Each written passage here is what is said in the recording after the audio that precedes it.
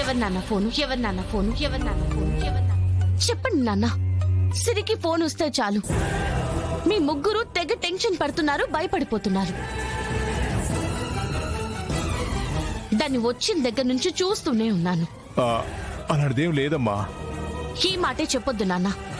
అదేంటో నాకు తెలియాల్సిందే. అసలు ఆ కాల్ ఎవరు చేస్తున్నారు, ఎందుకు చేస్తున్నారో నాకు తెలియాలి నాన్న. ఇప్పుడు గనక మీరు చెప్పకపోతే నేను చచ్చినంతొట్టే.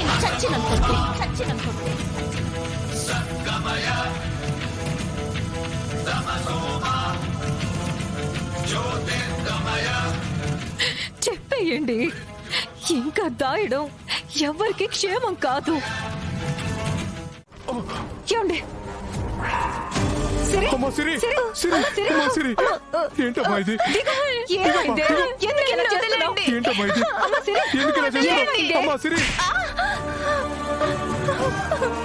సిరి, నీకేమైనా పిచ్చి పట్టిందానే? అసలు ఏమైందమ్మా నీకు? నన్ను ఎందుకు కాపాడారు? నన్ను చావనివ్వండి. సిరి, ఏమైంది? పెళ్ళై కొన్ని రోజులు కూడా కాలేదు కదా, చచ్చిపోయేంత బాధ నీకేమొచ్చింది? సిరి, ఏమైందమ్మా? అల్లుడు గారు ఏమన్నా అన్నారా? అల్లుడు గారికి నీకేమైనా గొడవైందా? చెప్పమ్మా, ఏమన్నా అన్నారా? సిరి, ఏమైంది? చెప్పవే.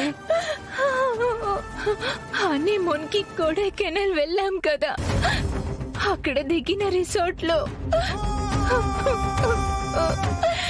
చెప్పమ్మా, అక్కడ ఏం జరిగిందో చెప్పమ్మా. చెప్పవే. మేము రూమ్ లో ఉన్నది ఎవరు వీడియోలు ఫోటోలు తీసి వాటిని నాకు ఇప్పుడు పంపి 10 కోట్లు కావాలని బెదిరిస్తున్నారు. అడిగిందిస్తేనే వీడియోలు ఫోటోలు డిలీట్ చేస్తాము, లేదంటే సోషల్ మీడియాలో వైరల్ చేస్తామని భయపెడుతున్నారమ్మా. వాళ్ళు అడిగినంత మనం ఇవ్వలేం కదా నాన్న. ఇక నేను చచ్చిపోవడం ఒక్కటే పరిష్కారం. నేను చచ్చిపోతాను. మాట విను. మేము బతుకున్నది నీకోసమేనమ్మా. నీకొచ్చిన కష్టానికి ఇదిగో నేను అండగా నిలబడతానమ్మా. ఎన్ని కోట్లైనా సరే నేను తీసుకొచ్చిస్తాను. నువ్వేం భయపడకమ్మా. ఇలాంటి పనులు చేయకు. ఇలా ఎంతకాలం ఇస్తారు? ఎన్ని కోట్లని ఇస్తారు? వాళ్ళు ఇంతటితో వదలరు నాన్న. అది చెప్పింది కరెక్టే కదండి. పోలీసులకు చెప్తావా? వద్దమ్మా, పోలీసులకు చెప్తే వాళ్ళకు తెలిసిపోతుందంట. అక్కడ వాళ్ళ మనుషులు ఉన్నారంట. వెంటనే వీడియోలు వైరల్ చేస్తామన్నారు. అది జరిగితే నా బ్రతుకు నాశనం అయిపోతుందమ్మా. నా జీవితం నాశనం అయిపోతుంది. వద్దమ్మా, వద్దు. బతకడం వద్దమ్మా. మేమేం పోలీసులకు చెప్పవాలి. నువ్వేం భయపడకు. మనమే ఈ సమస్యను అలా నీ చెల్లెలు ఫోటోలు వీడియోలు తీసిన వాళ్ళు డబ్బులు ఇవ్వమని, లేదంటే వైరల్ చేస్తామని బెదిరించారు జయదాత్రి. నీకు చెబుదామంటే పోలీసులకు చెప్పిన విషయం వాళ్ళకి తెలిస్తే సోషల్ మీడియాలో వీడియోస్ ఫొటోస్ పెడతామని బెదిరించారు. అది మరింత ప్రమాదమని భయపడి నీకు చెప్పకుండా ఆగిపోయాం. అప్పటికి వాళ్ళు అడిగినప్పుడల్లా నాన్న డబ్బు, బంగారం, స్థలం, పొలం అన్ని అమ్మి ఇస్తూనే ఉన్నారక్క. అయినా వాళ్ళ దాహం తీరట్లేదు, ఇంకా అడుగుతూనే ఉన్నారు. ఇక ఏం చేయాలో తెలియక ఆఖరికి నాన్న ఈ ఇల్లు అమ్మడానికి సిద్ధపడ్డారు. వాళ్ళు మన దగ్గర ఉన్నదంతా సర్వం దోచుకున్నారు జగదాత్రి.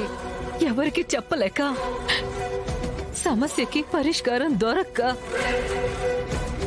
మాలో మేమే కుమ్మిలిపోతున్నాం. వాళ్ళు నాకు నరకం చూపిస్తున్నారక్క.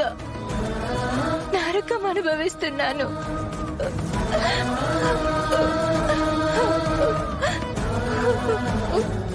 ఏడుకో. నువ్వు తప్పు చేయలేదు, ఇంకా నీకెందుకమ్మా భయం? ఆ తప్పు చేసిన వాళ్ళు భయపడాలి. నువ్విక ధైర్యంగా ఉండు. అవును సిరి, ఏం భయపడకు, మీకు మేమున్నాం. మీలాంటి అమాయకపు జీవితాలతో ఆడుకుంటున్నావు. ఆ మానవ మృగాన్ని అస్సలు వదిలిపెట్టకూడదు.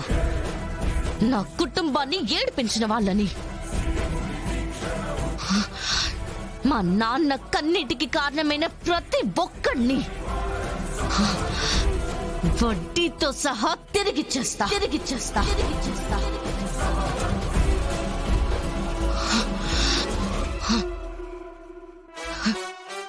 సిరి, ఈ విషయం మీ అత్తంటి వాళ్ళకి తెలియదు కదా? తెలియకూడదనే అమ్మా ఇంత చేస్తున్నాను. తెలిస్తే పరిస్థితి ఇంకెలా ఉంటుందో. ఇక ఈ సమస్య ఉండదులేండి మావయ్య. సిరి, ఈ సమస్య తీరాలంటే ఇప్పుడు నువ్వే ఇంపార్టెంట్.